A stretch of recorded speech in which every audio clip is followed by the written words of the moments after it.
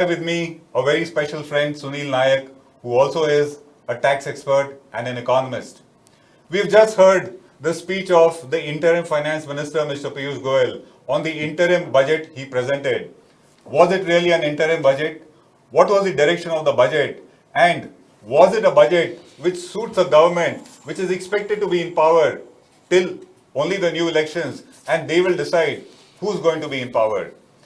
Now, the backdrop leading up to this budget has been very interesting. Till almost about November 2018, the government used to continue to say, Mr. Jaitley was always on record saying that it is finally prudence that will prevail. Populism will not prevail. The government was hell-bent on adhering to its 3.3% target of the fiscal deficit, that is 3.3% of the GDP. That was the initial lead up to the budget, that we are not going to resort to populism. Even Mr. Modi would refuse to now come down to farm loan waivers. The BJP had changed its tack. While it is the BJP which had started the farm loan waiver issue in the recent years, which started with the UP elections when Mr. Modi promised the farm loan waiver. But it is when the Congress president promised it, that is when the BJP took a separate stand saying that this doesn't do good for the country. These were the factors that started the build-up to the interim budget. And then came the election results. The election results of Rajasthan, Madhya Pradesh and Chhattisgarh, wherein the BJP tasted defeat. It was a bit of an unexpected defeat in all the three states together. The analysis of the BJP brains was they have lost, or the Congress won, because of the populist scheme that they announced, farm loan waivers. The BJP party managers came to a conclusion that even the BJP will need to resort this, because if these kind of farm loan waivers are promised and the BJP does not adhere to it also, it would be bad for the party in the 2019 elections. So December 2018 is when the momentum or the direction or the thought of the BJP towards the interim budget changed. They were very clear. They would also have to resort to some kind of populist measures in this interim budget. What was also influencing them was the direct farm benefit transfers by way of monetary benefits to transfer to the farmers, to the small farmers in states like Telangana and Odisha. It was very clear that this sector is where the attention is going to be focused on. Another issue that became very clear in the run-up to the budget was the middle class. It was again very clear that the middle class is suffering from lack of jobs and, of course, lack of income, which also reflected in the inflation, which has been very low. Because if you don't have income, where is the demand for goods? And if you don't have demand for goods, inflation is going to be down. So this run-up had gone on.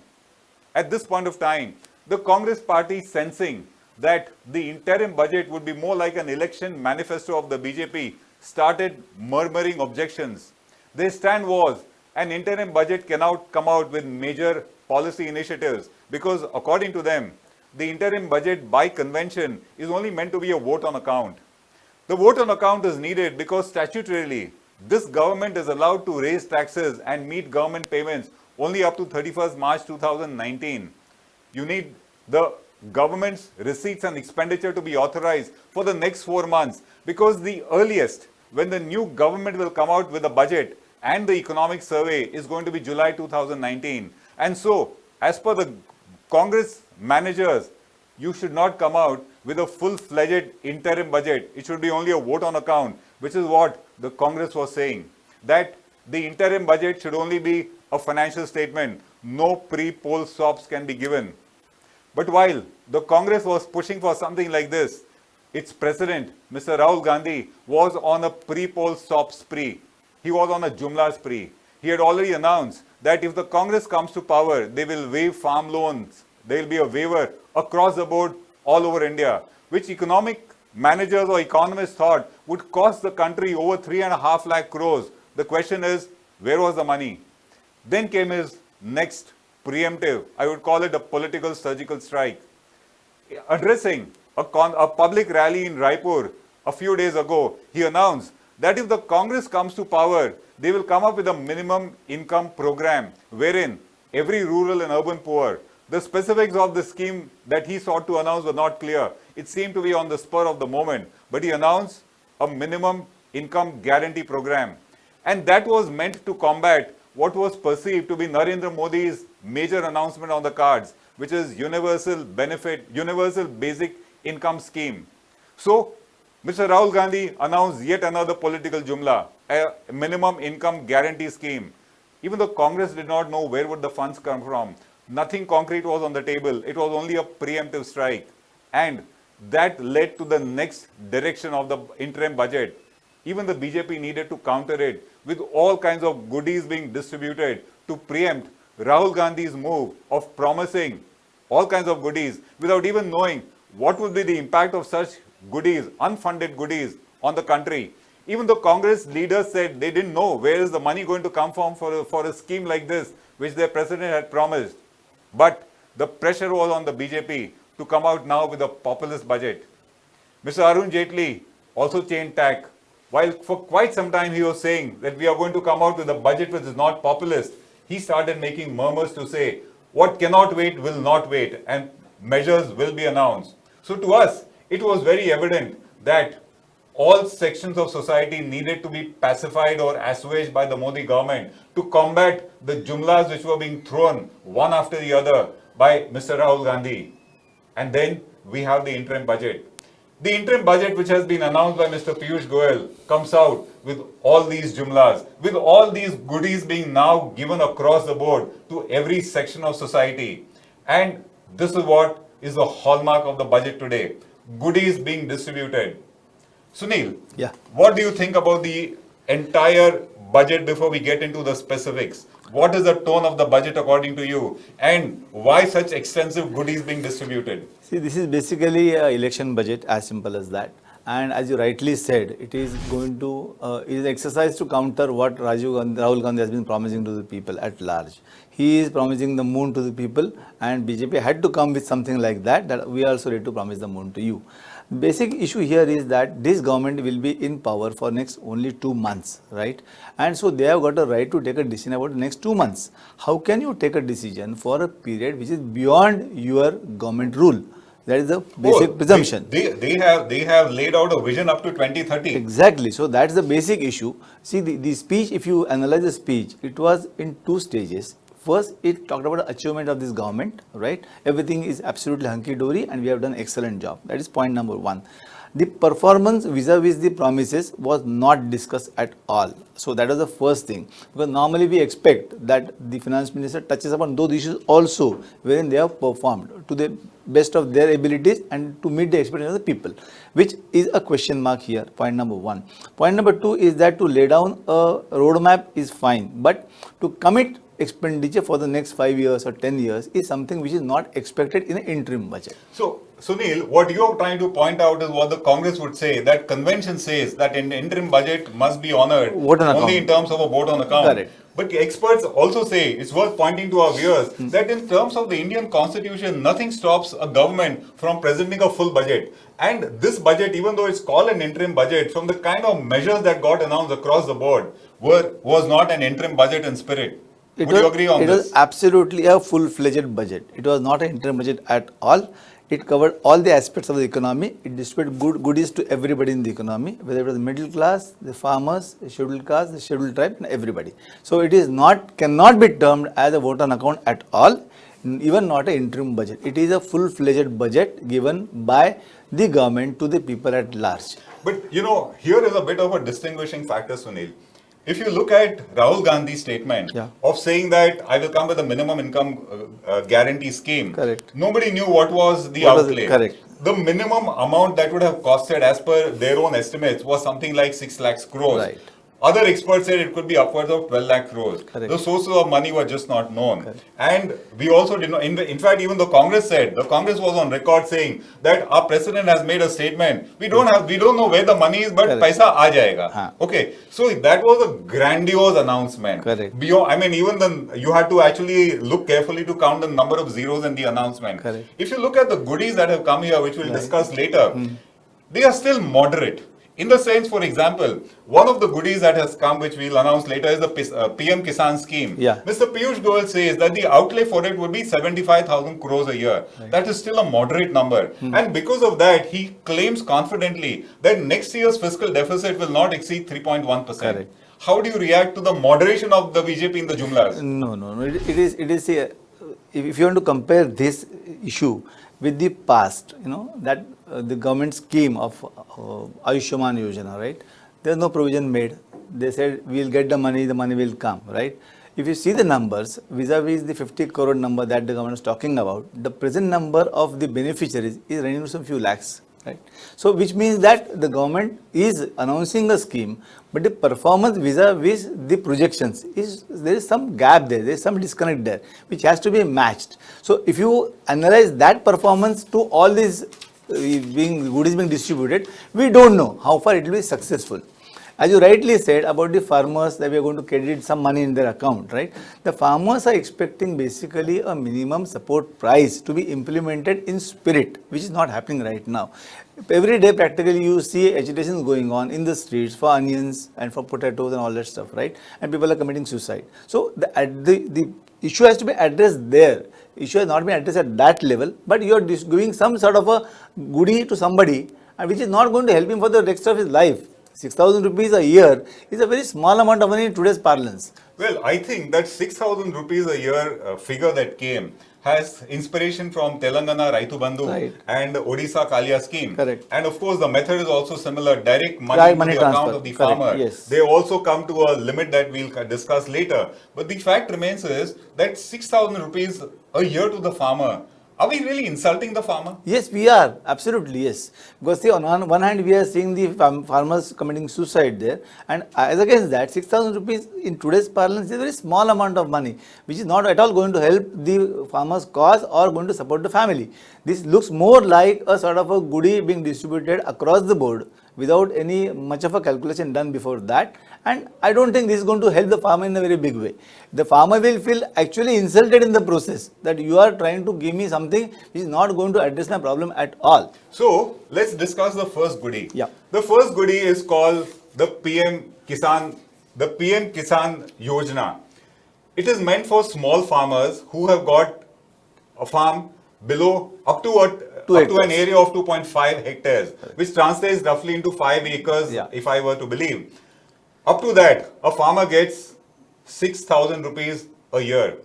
The farmer would get it in 3 installments of 2,000 rupees thrice a year. So he gets 6,000, 2,000 into 3. Is 6,000 rupees enough is the first question. The second is 6,000 rupees enough also to buy all the agri inputs that a farmer needs for that cultivation season which is there on the anvil? But if you look at the outlay, Mr. Piyush Goyal says that it entails an annual outlay of 75,000 crores. And because it's an election goodie being announced, this particular scheme starts with effect from 1st December 2018. And he says that for this financial year, which is the year that will end on 31st March 2018, the government will be spending 20,000 crores. In other words, 20,000 crores is going to go into the pockets of the farmers till 31st March 2018. And I'm sure in the coming financial year, which starts from 1st April 2019, till 31st March 2019, a farmer will be, the total amount being paid to the farmers is 20,000 crores. And from 1/4/19, I'm sure the next installment of 2,000 crores would come in, which means upwards of 35,000 crores probably would have been, distributed to before the farmers elections. before the elections. Correct. Would the farmer be impressed? I don't think so, because the way they have burned their fingers so far in the last 4.5 years' time, they will not be very happy with this goodie being distributed. I think the farmer, because I have been talking to farmers across the board, and their wish is that don't give us any loan mafi. Basically, we want sort of a respect to us, to our profession. We are spending our time, energy and money in doing farming. So give us a minimum support price which is possible to be achieved by us, so that our families sustain and we can lead a better life than what we are getting right now. So I suppose the government's response on this would be that what the farmer expects is more structural reforms, more capital intensive reforms, and that would come in a full-fledged budget, I suppose. Now, coming to this particular scheme further, it is not just that the farmers are getting these kind of reliefs or goodies. They also extended to those who are engaged in animal husbandry, also to those who are engaged in fisheries, and similar schemes, even though not announced, are certainly on the anvil for nomadic and semi-nomadic tribes. So an entire swath of the rural population gets covered by this election goodie, or the election jumla as the opposition party would want to term it, for the purpose of distribution of funds in a direct benefit transfer manner, which would of course go in their Jan Dhan accounts. So this particular one takes care of the rural voter base. Absolutely. Okay. Yes. Now, the next aggrieved voter base, as far as the government would be concerned, BJP would be concerned, is the middle class. Why should the middle class be aggrieved? The middle class has been aggrieved for two primary reasons. The first reason is that jobs have been difficult to come by. Unemployment has certainly been a problem. The government may deny it in every format. In fact, day before yesterday, a report was released which Niti Aayog says is flawed. But the report said that unemployment has been at a 45-year high in India. Let's not get into whether it's been on a high for 45 years, but the fact is it has been on a high. It has also been aggravated by measures like demonetization and GST. So the first grief of the middle class has been lack of jobs. And the second, which comes along with it, has been falling incomes. And the middle class has been a large voter base for the BJP. It consists of the salary earner, the pensioner, the small trader, the small businessman, the small factory owner. This sector has been aggrieved in a large way. Votes matter. Please look at the interim budget as a vote-catching budget. And here are major sobs given. The major sobs given start with the tax benefits that have been announced. So far, up to 2.5 lakh rupees per individual is the tax exemption limit. The government says that this limit has been raised to 5 lakh rupees. That's a huge number. And it says that by virtue of increasing this kind of the basic threshold, the loss to the exchequer, the amount of tax that is going to be foregone is going to be 18,700 crores. That is the kind of amount, as Mr. Piyush Goyal would say, goes into the pocket of the middle class. Of course, this doesn't start from this very financial year, but it starts from the next year and is a major sop for the middle class. He further explains in his budget speech that for that individual who invests up to 1.5 lakh rupees to get those ATC benefits, PPF, LIC, etc., this limit becomes 6.5 lakh. So up to 6.5 lakh rupees, you need not be paying taxes if you have made those investments. And further he says that if you have got interest on housing loan, which is an allowed deduction up to 2 lakh rupees, this basic exemption really shoots up. Sunil, how do you look at this sop to the middle class? This is absolutely a direct benefit being given to the middle class, and the middle class was demanding this for quite a while, and this government was expected to give it in the first or the second year budget, but it has come late. There aaye durust aaye, and they have given this benefit so that this is going to be a vote catcher for sure, and this is going to give a lot of impetus to the BJP foothold in all the urban areas for sure. In today's parlance, what you rightly said, 5 lakh basic plus 1.5 lakh rupees for the investments plus some housing loan, 8.5 lakh rupees comes to or 70,000 rupees. That class, yes, certainly will feel very relaxed with this thing, and this demand of the people has been met by this government. Maybe the timing has been, you can say, the perfect timing is the election year, so they have saved the best for the last, and they are giving it right now to the people, and it will immediately influence the voters. So BJP has scored a point here by giving this benefit. But you know, Sunil, I think they would have scored a bigger point if this had come last year. Absolutely right. Because by now, going by Mr. Piyush Goyal's, intention to put money in the pocket, by now the middle class would have thought that money is due in the pocket. Correct. This one goes to the next year. Yeah, this goes to next year. So I thought this could have been really taken up second in or the the third budget year for of the budget. 2018. Yes, correct. But well, as you said, it is going to be a vote catcher for the middle class. Yes. Now, further, to pander to the middle classes, to pacify them and to make them feel good, apart from increasing this basic exemption limit, come two more significant benefits. The first one, standard deduction, which impacts the salary class the most, has been increased from 40,000 to 50,000 rupees, which Mr. Goyal says will benefit over 3 crore salary earners and entails a revenue loss of 4,750 crores.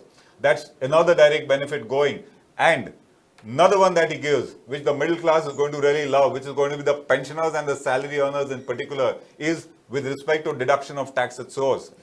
At the moment, if you earn interest on your fixed deposit from a bank or from post office savings, up to 10,000 rupees, tax is not deducted at source.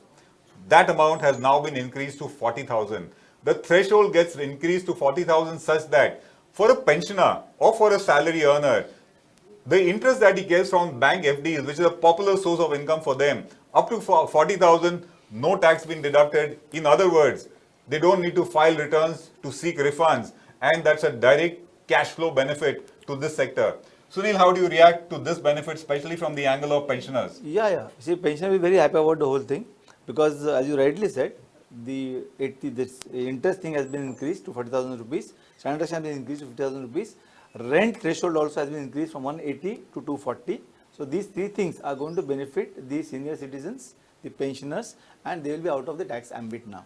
So that is a good relief to all these people, and certainly that will immediately result into a vote swing in favor of the BJP. Now, to add to this benefit is the fact that if you have two houses and one is vacant, you pay tax by way of notional rent on the vacant house. In other words, a middle class citizen who had two houses, who was required to maintain two houses, maybe one at his place of stay with his parents and the other where he conducts his job. If he had two houses, he paid tax by way of notional rent on one house. That has been taken away. In other words, a middle class person or any individual who owns up to two houses, he will not end up paying notional rent. I think this used to bite a lot of people, isn't it? Yeah. A lot of people used to feel aggrieved by it that why can't I have a second house? Exactly. So this is a good reform, but again here one more thing is to look into is that the interest component on the loans taken by people has been arbitrarily fixed. Why don't you allow the full amount of expenditure on interest? Well, that is the legitimate claim of the person. He is borrowing from a bank or an institution, then only you give the benefit to him. So whatever he is paying, allow that actual expenditure. So the limit of 2 lakh rupees is not enough. Is not enough. Or rather is not justified. It's not just yet because today you see 2 lakh limit is for a loan of 20 lakh rupees or 25 lakh rupees. Now the housing sector has boomed so much that the house costs a crore of rupees, so the loan is 75 lakh rupees. So that poor guy is paying 7.5 lakh rupees interest every year and is getting deduction only of 2 lakh rupees. Right. Why don't you make it reasonable in relation to the amount of expenditure already incurring there? Right. Instead of making a notional slab there, make it on an actual basis. That is long overdue. Our institute also has been pushing for this, but I don't know, for some reason the government has not taken that into account.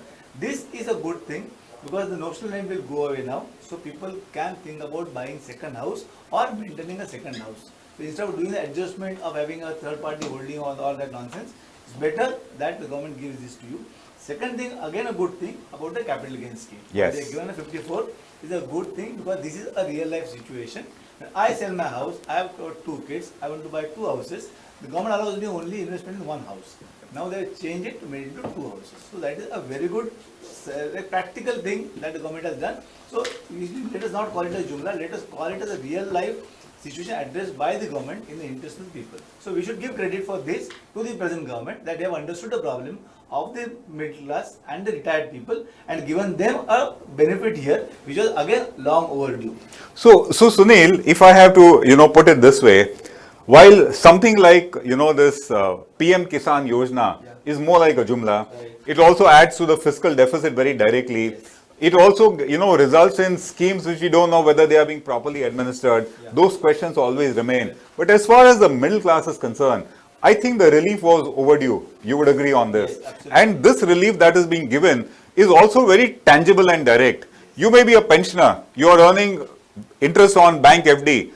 10,000 was too small a limit. It has now been increased to 40,000. And I'm sure a lot of pensioners will break their FDs into many other banks and ensure they don't get into the deduction of tax at source and then file a return and seek refunds. So I think the benefits as far as the middle class is concerned, while it is very much timed with the election on the cards, but I think they were overdue. They are very justified. And as Sunil points out, things like interest deduction on housing loans, it needs to be more fair and more reasoned out. If you take a housing loan and you pay interest on it, why should there be a slab on it or a restriction on it?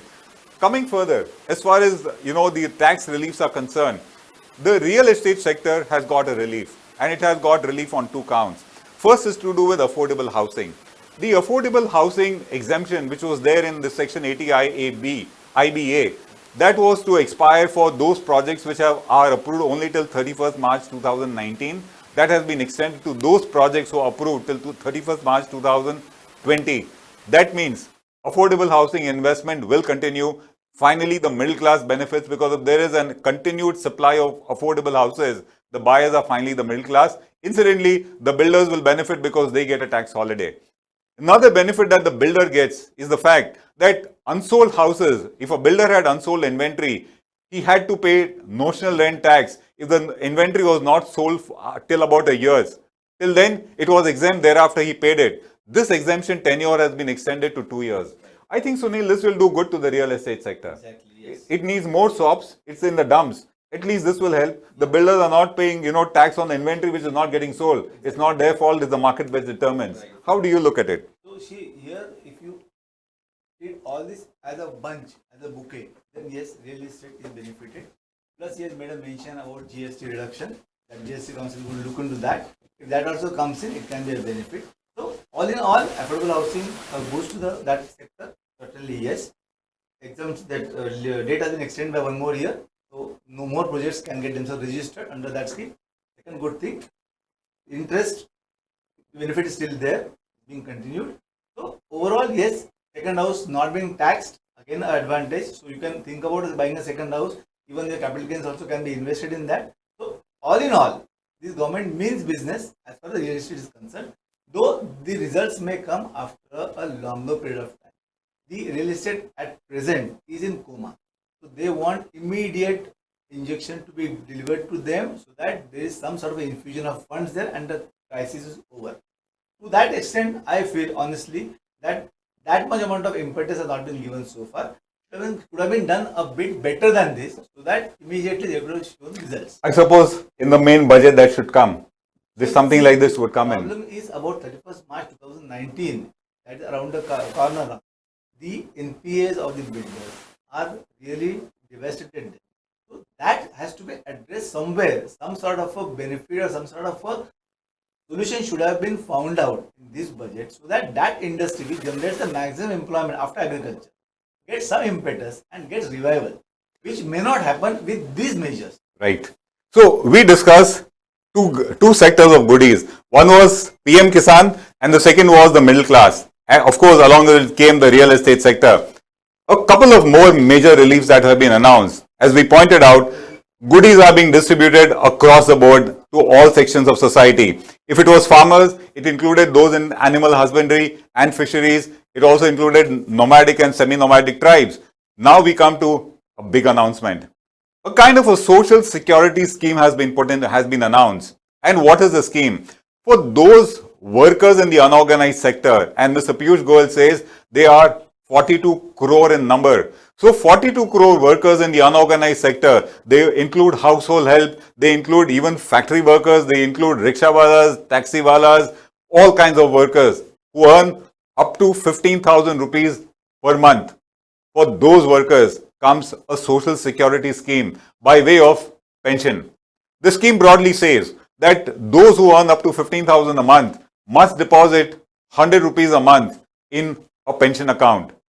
That is the deposit they make. The government will make a matching deposit such that after they attain the age of 60 years, these workers will get a monthly pension of 3,000 rupees. I think, Sunil, this is a huge move. The reasons I am saying this is a huge move is this section of society, 42 crore is first of all not small, and these section of society are on the vagaries of their life. If there is a disability, income stops. If there is a situation where they are dismissed, income stops. How do you look after retirement and old age? Now for this segment, if you see, with the Ayushman Bharat looking after their health, with a pension scheme coming, I think you're looking after giving them a survival mechanism in old age. I think in terms of looking after society, this is a huge move. The funding part, we really don't know, because at the moment, I think Mr. Goyal mentioned that this would entail in the coming financial year an outlay of only 500 crores. We don't know whether this number is right. But if you look at the direction, we are now headed to a direction where the country is coming up with some kind of a tangible social security scheme. This particular scheme, I think, would be a game changer for that section of society, Sunil. Absolutely, yes. These two schemes, if you analyze the pension scheme and the Ayushman scheme, two things together will indicate to the world at large that yes, there is a government, the lower middle class and the poor class in totality. Yes. In actuality, how far it is going to work is a big question mark. It will require a lot of support from the budget and that much amount of money, whether we are really having in our pockets or not. Because right now, if you see the budget, on one hand, you are giving sops to the middle class by way of tax benefits. So you are going to reduce your collection.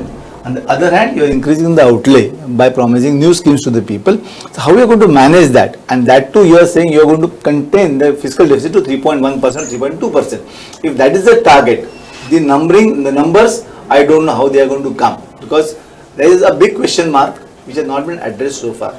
Honestly speaking, even the Ayushman Bharat scheme, again, what is the funding pattern for that is again a question mark for which we have not got answer so far. So same way for this scheme also, where the money is going to come from is again going to be a question mark. So Sunil, if we keep this issue of, the fund aside, which is not the best of things to do because you need money in your pocket before you spend it. Correct. If we keep still that aspect aside, look at the direction that the government has taken. They have had, a rural housing scheme. Yes. Mr. Goel says that 1.53 crore rural houses were built.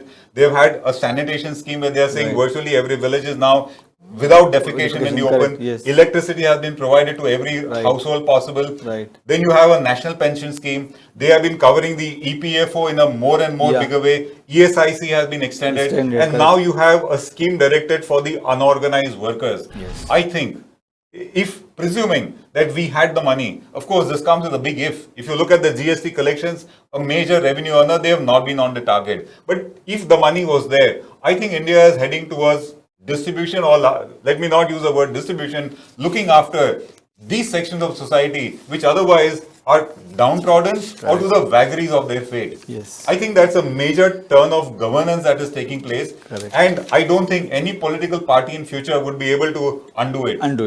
This is there for the taking. Yes. That is the way the BJP has put it across. So all the governments to follow will have to follow the same path. They cannot change the path. So he rightly said, I am laying a roadmap for the next few years, 10 years at least. So now all the governments in the future will have to adhere to this. And presumption of this government is that they are going to be there for next 10 years. They have put a roadmap for next 10 years. And the way these schemes have been announced and the way they have been put up to the people at large, certainly BJP will get a tremendous amount of benefit out of this, and elections are going to be now tricky because whatever the advantage that the Congress could manage to score in the 3 states before the Lok Sabha elections, that may get nullified or may get counterset by these announcements by the BJP. So as far as this budget is concerned, yes, it is going to be a game changer for BJP for sure. So as we go further on these sections, Sunil, just a passing reference, gratuity limit taken over from 10 lakhs to 30 lakhs. Correct. Bonus, the limit enhanced up to 21,000 per worker. So we are talking about the entire worker class being looked after. Yes. And if this information is disseminated properly, I think the BJP gets a big boost in its election campaign. Yes. I think Mr. Modi has delivered a huge bunch of goodies to combat the resurging bunch of Jumla goodies being announced by Mr. Rahul Gandhi. Yes. And I would personally feel that except for this 75,000 of PM Kisan, which we personally feel needs to be there to support the farmer, but the format, the contents, the scheme, because it's not announced, we don't know. We would kind of cast aspersions on it. But otherwise, in terms of fiscal discipline, this doesn't seem to be so indisciplined. Yeah, correct. See, one more thing. If you have the budget, if you read it carefully, the speech heard carefully, every time with every scheme, the finance minister made it a point of job generation. Yes. So the unemployment has hit BJP very badly, and that they have also realized that is one area where people are not happy with them. So every spot where he could make a point, he made it a point that okay, with this scheme or this, I have been in a position to generate more employment for the people at large. So that is something which he wanted to praise again and again and again. At least he mentioned it at least 10 times in the whole budget. So that problem of unemployment is proposed to be addressed through this budget by the government, and they are trying to make this point to the people at large that yes, we have understood that you have a problem and we have got a solution coming your way, which will benefit you in the long run. So again, as you rightly said, the farmers have been taken care of, the middle class has been taken care of, the youth have been promised jobs by way of number of schemes. So if you take everything at face value, the way it has been presented, and the end of the speech, Niyat Saaf, Niti Spasht, Nishtha Atal, if these things are really addressed by this government and really the benefits are passed on to the people at large, yes, then this can be really Ramrajya for this country. So, if you look to the concluding part of Mr. Piyush Goyal's speech, he also talks about a vision. Okay, and he has put 10 pillars of their vision, Yes, correct. which is how it would be till 2030. Correct. I would believe that the assumption is that they assume they are in power till 2030. The other thing that he also outlays and says is that in the next 8 years, India should be a 10 trillion economy, Yes. and these measures of the vision should help India to attain that particular goal. We are, of course, with the finance minister, the prime minister, or anybody who talks about the growth of the country. Whether that vision statement is, going to be executed, is it realistic? Is it just to make a statement, almost like an election manifesto of the BJP, which is going to be now soon drafted and announced? Probably this is part of the, a soft launch of BJP's election manifesto. Absolutely, yes. That this is what we are headed to. Correct. How do you react to those 11 points? No, these 10 points is what people are very happy and touchy about. So those have been addressed. Women empowerment and infrastructure development. So these are the things which have been going on for the last 4.5 years. There is nothing new in this. But they have laid down that path so that tomorrow, in case some other government comes into play, they will have to follow the same path. They cannot make any radical changes. And any radical changes done by anybody will go against that government. So now BJP has put the things in place there so that everybody has to follow the same path. This is absolutely an election manifesto. This is not a budget. If you want to put it properly, it is election manifesto. The whole thing can be reproduced in the budget, in the manifesto, and given to the people at large. So here is the budget. It's an interim budget. It looks to be a full-fledged budget. It of course comes with the elections on the cards very soon down the line. It is with this budget that the BJP election campaigners are going to the public. It is with this budget that they would sway the middle class votes to say, listen, this is the kind of goodies we have given to you. And it is a budget contrary to what we call a conventional, traditional interim budget, which is supposed to be a vote on account. If you look at the entire outlay, it is not so speculative and imaginative in terms of the spending that they have proposed. That is why Mr. Piyush Goyal says that the fiscal deficit at the moment is expected to be 3.4%. A very minor increase, if you say, which he also justifies, because 20,000 crores is what they are going to spend in this financial year on account of the PM Kisan scheme. He also says that in the coming financial